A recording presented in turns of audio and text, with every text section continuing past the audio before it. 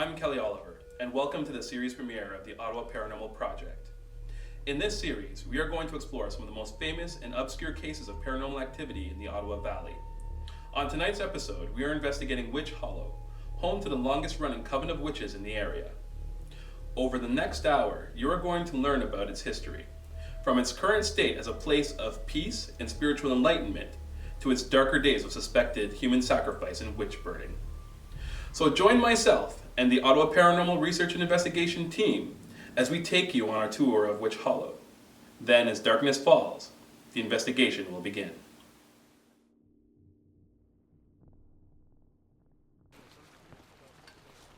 I'm here with John and Julie, and we're at the bottom of the hill after the chakra walk, and we're near some ruins which actually have an interesting history. Can you explain some of that? So basically behind us, you see there's one pile of rocks here. If you get close enough, you can actually see that they look similar to petrified wood that's been there for a rather long time. As well as over this way a little further, there is a few stones that are set in a 90-degree right angle pattern. Now we all know that 90-degree shapes and things like that don't appear naturally in nature. So it's right at this point, we believe, where a story of the local lore took place. In that story, a young woman was found believed to be practicing witchcraft, and the people of the town nearby, they were afraid of her. They came down and they burned the house down with her inside it.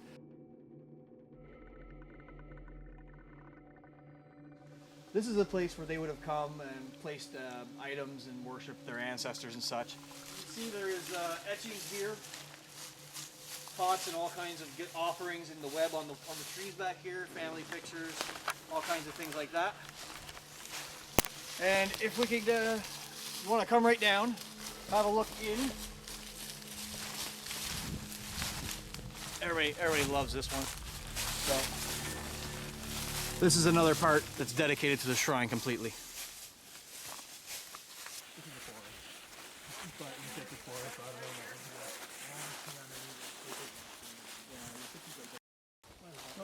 When Helen gave you the history of the building, she mentioned about how at one point it was a halfway house. There was a lot of men who came here in and out. They were always drinking and such, correct? Yeah. So if you look right over here, this is where the outhouse that she was talking about fell over, and you can see all the debris. And if you were to go up in there underneath all those leaves, you'd find tons of broken beer bottles, old wine bottles, things like that. So that is one of the pieces of history that is still present on this property. Now where I'm standing, this is something that is used in the pagan religion known as the Pan's Labyrinth. Exactly what it's used for, I'm not aware of, but I do know this. At the center of this, there's that single stone, and that is basically the central point for the whatever purpose the Pan's Labyrinth truly serves within their religion.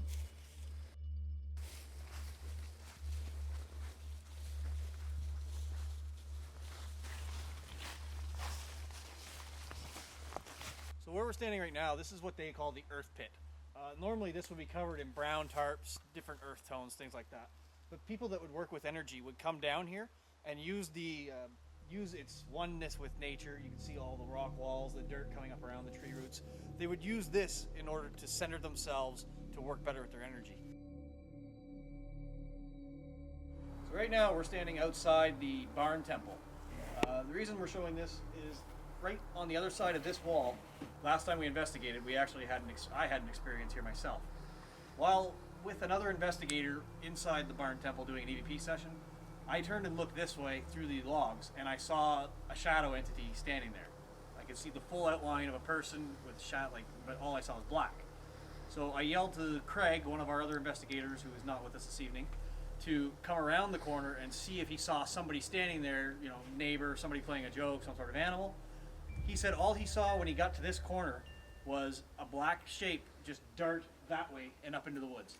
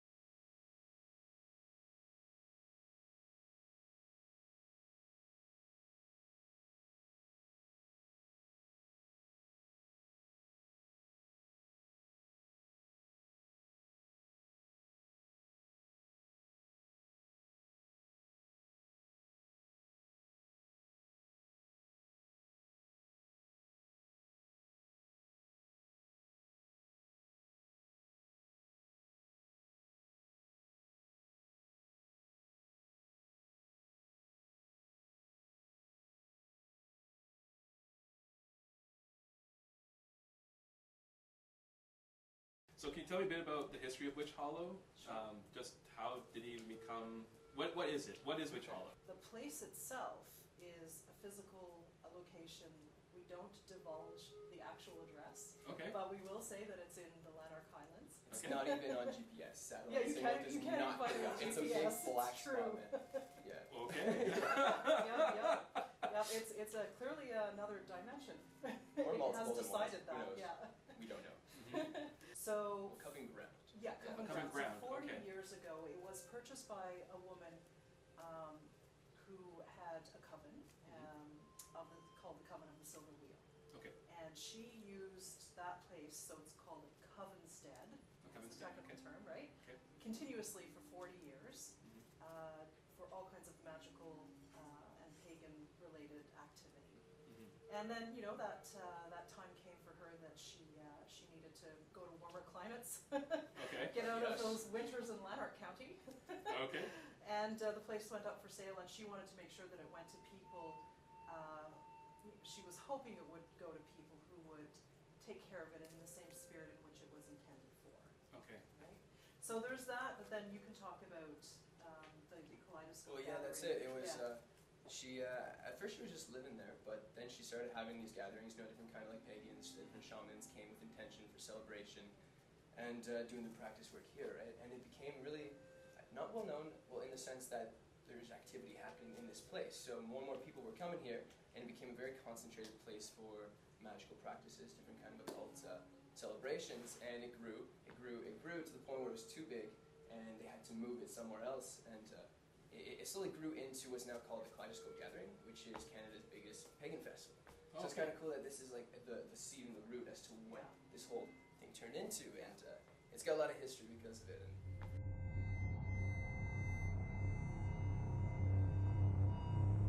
Okay, so John, you are the founder of Ottawa Paranormal Research and Investigations. Is that correct? That's correct. I got it right? OPRI? Awesome.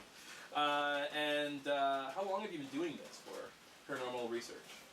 I've been researching and investigating the paranormal for 20 years now. Okay, 20 years. And what got you into this? Well, I grew up in a funeral home back in New Brunswick. Oh, really? To a family of undertakers, yeah, I know. Really? It's kind of been born into it, right?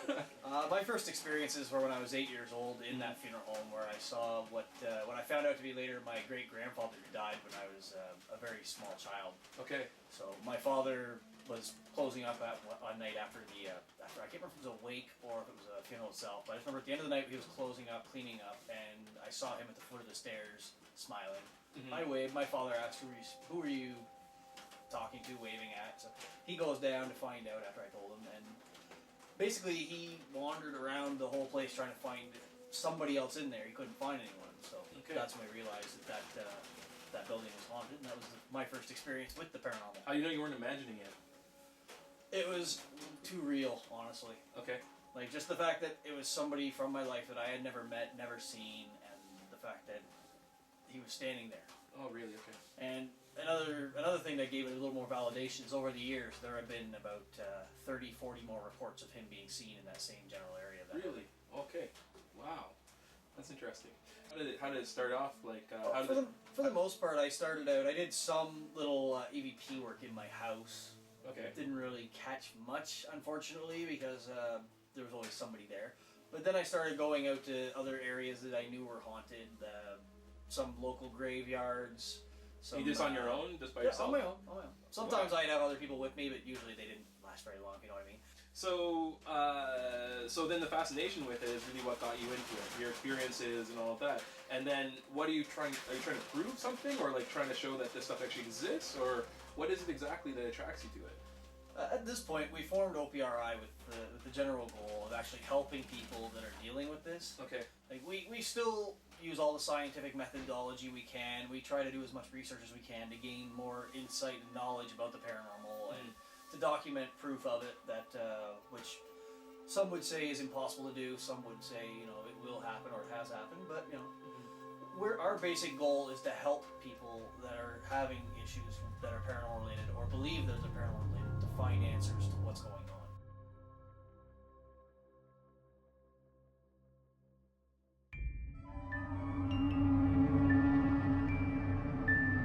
Alright guys, so we all know the drill, we've been here before. Remember our hot spots, the living room, the woman who's been seen walking by the window, we've got that covered. Upstairs, the mirror room, the gentleman who's been seen in the doorway as well as in the room. The second room was with a child. No, we haven't been able to see anything there. We've never caught anything there before, but we don't want to leave it out. Other than that, the walkway out front, we want to see if we can get the woman from the other angle. And other than that, the altar room, we usually don't see much, but who knows, maybe we'll do a couple of runs in there. Mostly we're going to try and get outside. Hopefully the rain lets up. So always be mindful of your surroundings. Watch you don't trip over anything. If you are outside, watch your footing. Nobody goes anywhere without a light. All cell phones stay at base camp, and remember, tag all your EVPs and just be careful and be safe, okay? Cool. Okay. And cell phones stay here because why exactly? They'll give us false readings on the EMF detectors and some of the other equipment. So it's better to have them here, and that's just one less factor out there we have to worry about. Okay, and the team's going to be communicating how? Every team that goes out will have a walkie-talkie. We also have one here at base camp always, and I've always got one on me. Okay. Do you usually split up into teams, or is it just each person goes on their own? We always split up in teams. You never want to go alone, just because when you're out there, a lot of it has to do with the experiences you have. So you want to have a second person there as a witness who can also verify and possibly experiences it also. Okay. So we want to do that, but we will be rotating the teams throughout the night. Just same as we always do, everybody knows that, just to see if we get different dynamics working, see if we get better responses.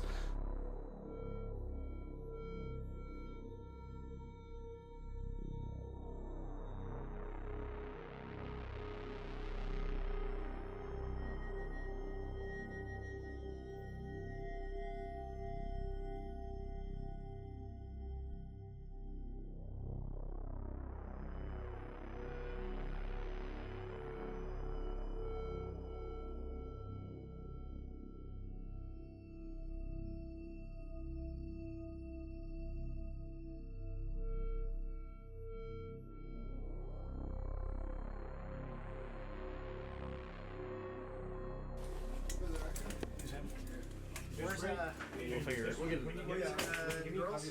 The outside? Yeah, they're still out. Want to grab one of them? Give me a hand over there. Yep, she's Give Julia a cigarette so I can show you. But I'll go over it with you, don't worry. Okay.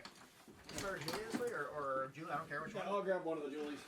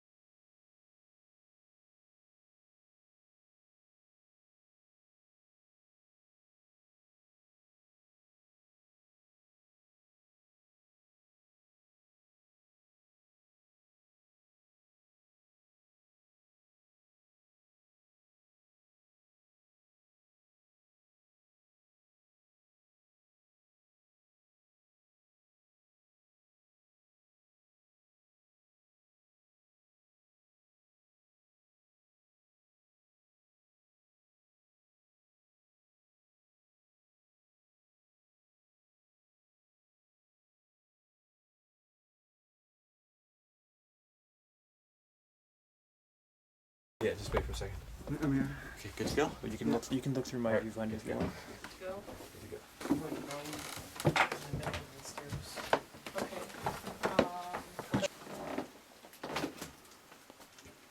Okay, I think we're good. There's probably just you walking up the stairs. Hold on for a second. Hold it for a second. I need to check that there's no echo.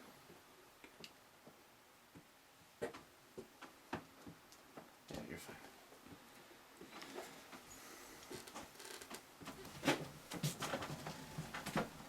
Okay. Okay, so right now we're in a room that's apparently covered in mirrors.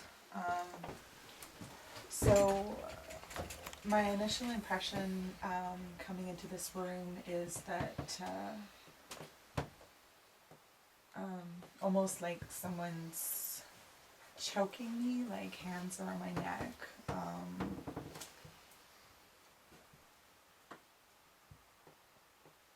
There's definitely some sort of residual fear or something in this room. We're gonna try to capture something on the EVP, so Julia, if you have any questions that you want to ask also, just sort of jump in. Do you want us to help you in any way while we're here?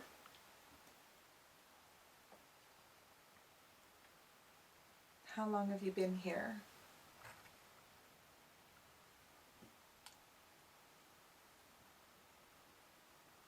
Did something bad happen to you here?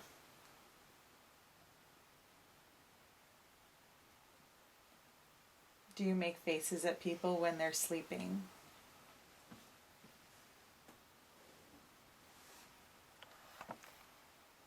Do you wake people up at night? Alright, let's go into the next room.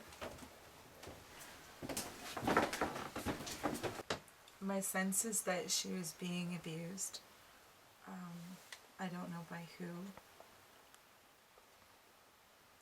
The thing you have to remember is that there's more than one entity in this house, and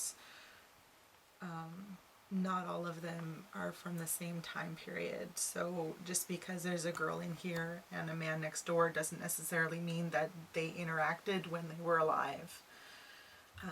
It's just the impression that I'm getting at the moment. She's like lying in the bed. Is there anything? No. Okay.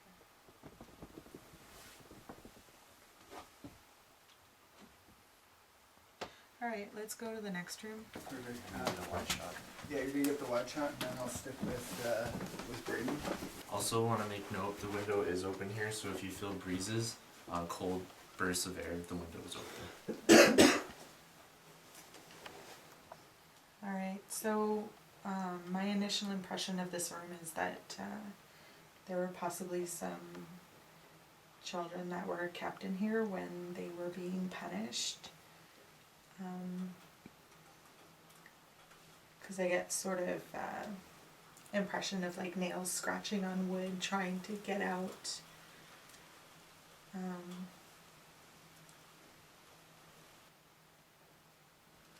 Alright, so if there's anyone in this room that wants to communicate with us, again, we have a fantastic device that'll record your voice and we can listen to it later. You just have to speak into that little red light on the pillow. We'd love to hear anything that you have to say, even if it's to tell us to go away. We appreciate any form of communication. Note that the rain is falling quite heavily at the moment, which could cause interference with the recording. Hopefully it helps with the energy for the spirits to talk to us. It might. Are you upset that we're here? Is that why you're making it rain really hard?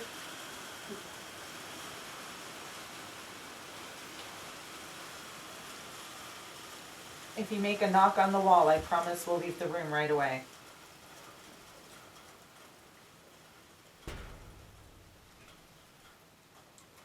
Did one of you guys make that pounding on the floor a while ago? No.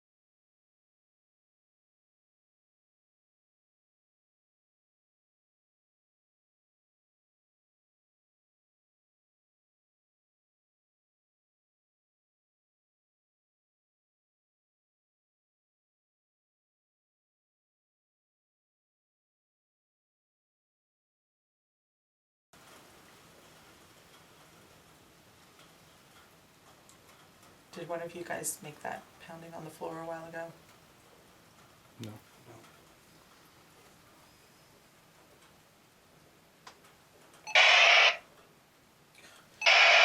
Oh yeah. Can you guys confirm that you did not make a loud thump downstairs, please? That's negative. Nobody here's even moved. Where did you hear it? We're in the altar room at the moment, and I asked if they would make a noise to let us know that we would that we would leave, and the floor thumped. That was definitely not us, so looks like they want you to leave, so you might want to get out of that room if you don't mind. I mean, they did give you an answer, so. Confirm that.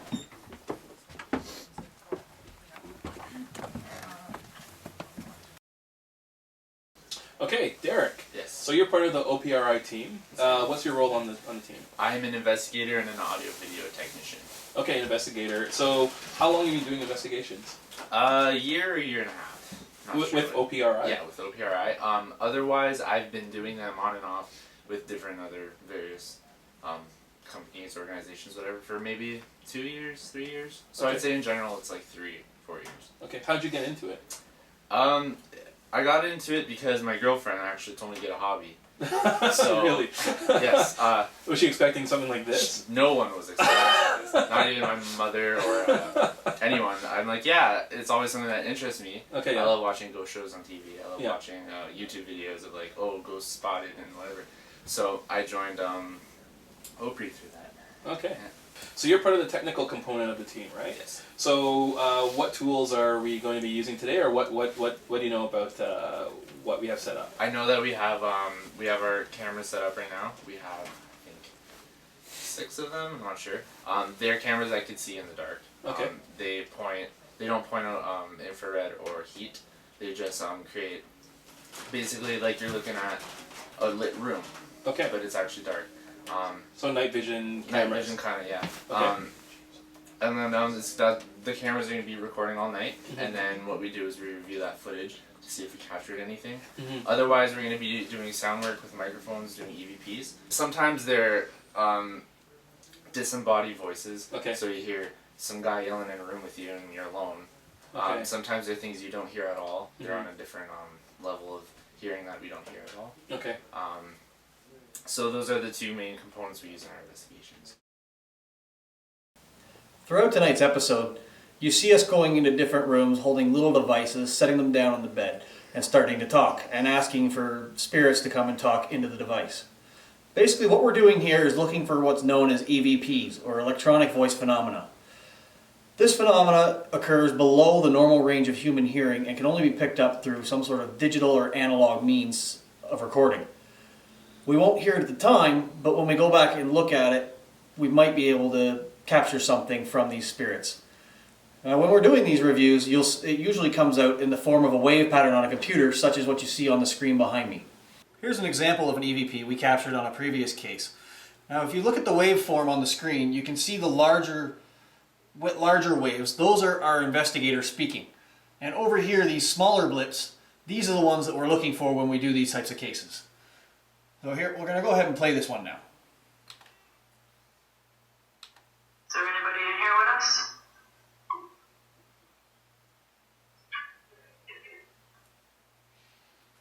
Did you hear the yes there is at the end? Is there anybody in here with us?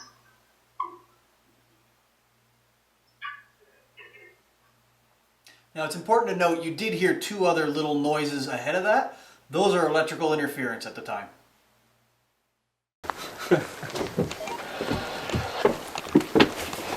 Yes, we are. Alright, so I think what we'll do is we'll go up here, we'll start in the mirror room. Okay. See if our friend wants to come out.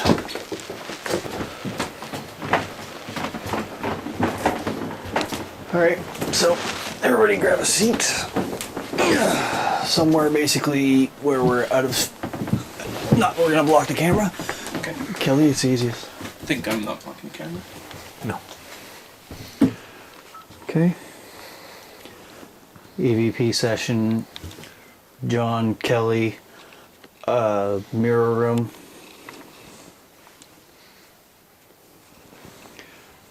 Okay. Is there anyone here that would like to speak with us?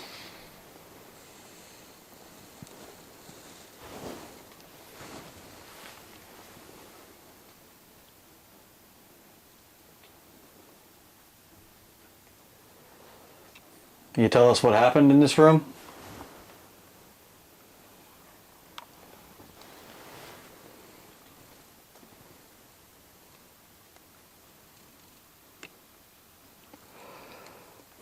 Helen's told me there's a little boy that likes to hide in that closet. If you want, you can come out and say hello. The bad man can't hurt you while we're here.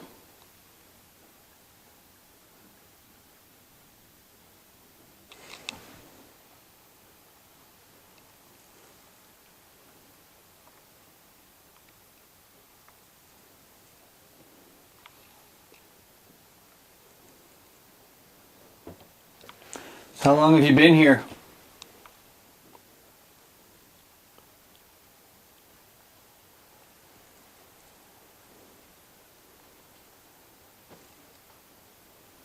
Kelley, you can feel free to ask any questions if you want. Just one thing when you do EVP sessions, the best thing to do is ask a question, leave a 5-10 second pause. It just gives time for them to answer you. We may not hear them, but the recorder beside me is recording as well as the cameras. So hopefully when we go back, we'll actually hear something that's not audible from the human ear. Okay.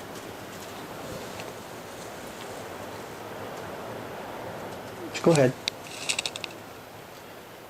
Is anybody in here with us?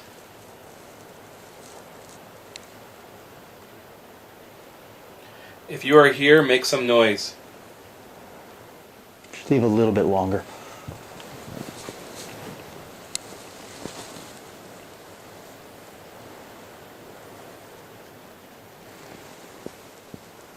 So one of the claims in this room, often we find during an EVP session, it's good to use the claims that have been present because usually that can give you something for them to interact with.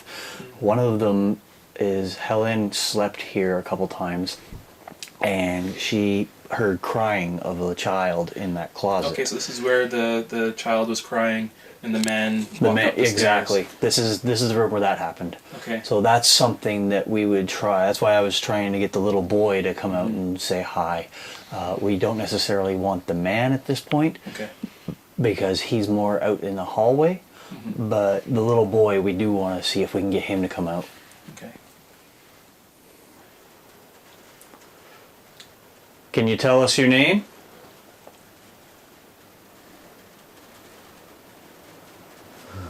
Okay, we're going to move to another room. If there is anyone here, you're welcome to come with us. The biggest thing in this room, obviously besides Pan, the most common occurrence here is the window. There has been known to be a woman in white walk by that window from time to time. So, makes for a rather interesting time, if you know what I mean. Yeah.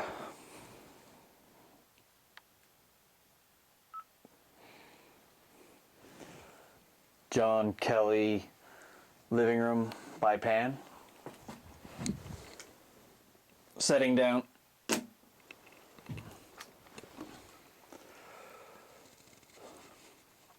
Is there anyone in here who'd like to speak with us?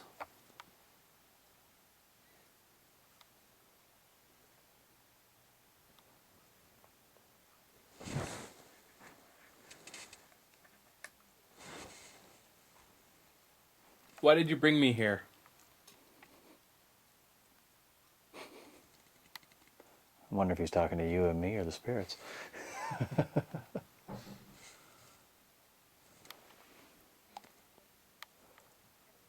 Can you tell us your name?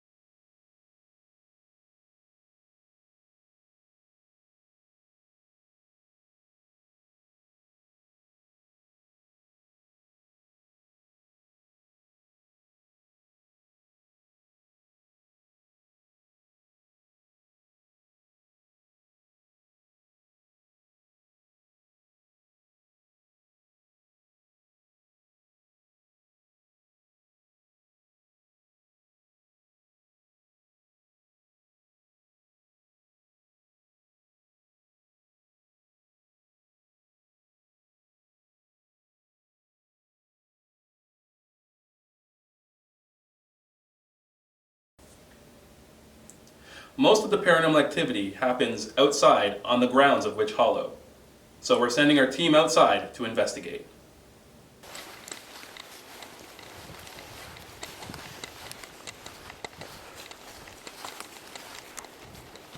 So the last time I was here, on our last investigation, straight out there at one point we thought we saw something. So I went walking out. The rest of the team was here watching. One of our sensitives, Brett, he actually said there was two of them around me at the exact same time. Just before he said that, actually, as I was going out, I felt like pins and needles, almost like energy in the area. And as I felt that, he yelled out, "You have two of them pretty well right around you right now." So that was just something that was rather interesting. But again, we didn't capture anything, we couldn't see anything, but made for an interesting night. I sensed something here earlier. Okay, that makes sense, because right there is where I saw the shadow last time through that slit. Oh yeah. So, all right, let's turn out the lights. Now remember, we're gonna run a quick EVP using the camera's audio, not our recorders, just because the wind is so strong out here, it's gonna mess with it completely. We won't be able to tell what's what. So hopefully we can get them to give us something to say that they're here. Is there anyone here with us who wants to make contact?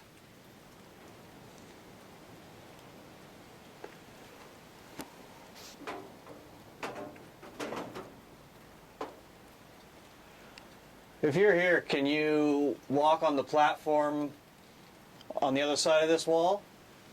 Somewhere that's not in the rain so we know it's you?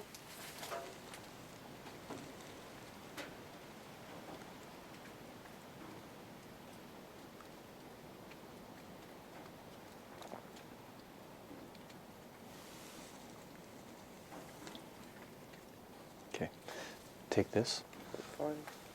Just move around slowly, take readings all around this area. It should stick around pretty well the 0.1 range, just because of the fact that there is electricity here, but I believe it's off right now.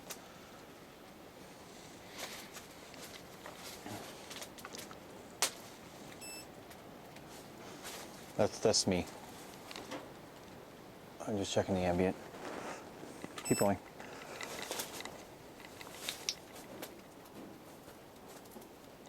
So temperature right now is about 8 degrees Celsius. So what we want to do is we want to wait and see if that actually will change by a significant amount.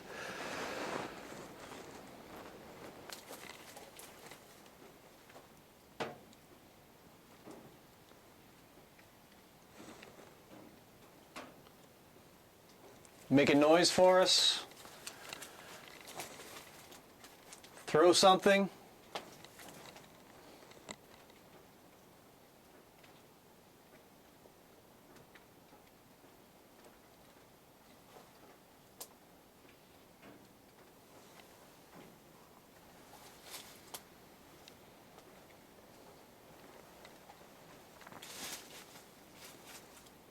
You were here earlier. Why are you hiding from us now?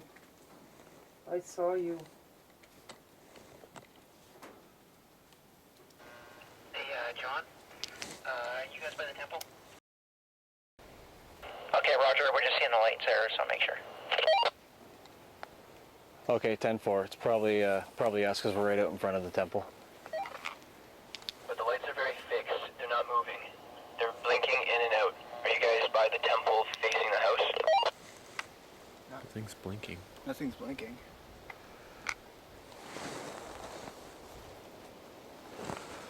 We're in front. I can see the house from where we are, but I can also see two solar lights just up from us. Could be the ones you're seeing with the wind blowing the trees. It would look like they're blinking. I see something there too. Okay, if that's you, can you move the light now? Move it. Hang on, we got movement. Yeah, I saw something too. You saw that out here too, right? Yeah, I definitely saw something. Lights?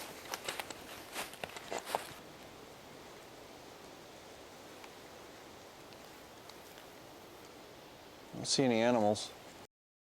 Right that way?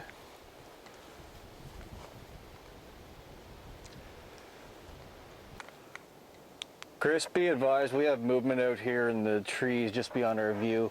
Are you seeing anything on the cameras? Negative.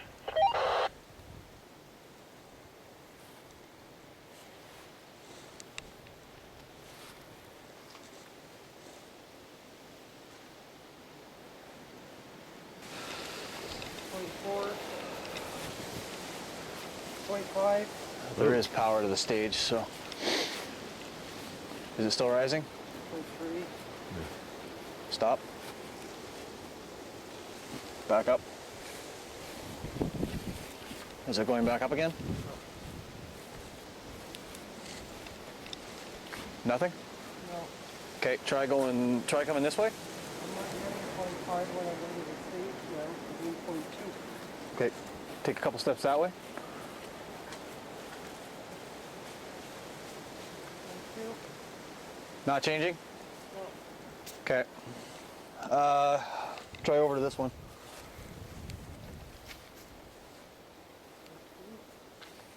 Basically what we're doing right now is she's had a bit of a spike, so what we want to do is we're trying to move around, see if we can pinpoint if it was something actually here, or if it was just an anomaly caused by possibly, you know, just the machine itself picking up on itself, or some natural field. Is the mic working now? That might be it. Can you repeat?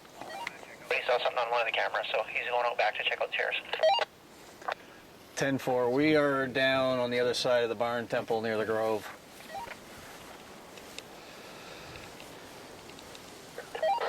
You guys feel like... Question. Yes. What numbers are you looking for on that reading to say you actually have something?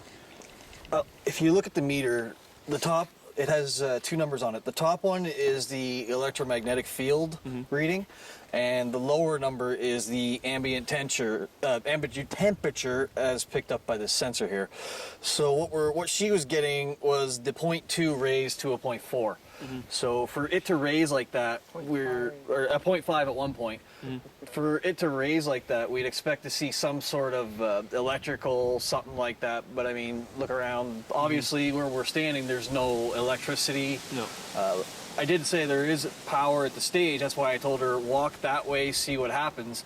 As she went there, it didn't change. So that leaves us with an anomalous reading, basically. Keep your eyes on the sides. I keep thinking I'm hearing something. So it's been a few days now. We've been back from the hollow. We've had a chance to go over all the evidence, look at all the data we collected, and unfortunately there was quite a bit of contamination involved with this one due to the weather, the rain beating on the side, the wind blowing, so a lot of our audio was affected by that. It's sad, but it does happen sometimes. There's not much we can do about that. Our video, unfortunately on this trip, we were unable to capture any video evidence of the paranormal at Witch Hollow. Okay, so then what would you say is your final conclusion then for Witch Hollow? I'd have to say that this one is definitely inconclusive, but it seems like there was no paranormal activity occurring during our investigation this trip. Okay, well thank you. Join us next time as we investigate Watson's Mill on the Ottawa Paranormal Project.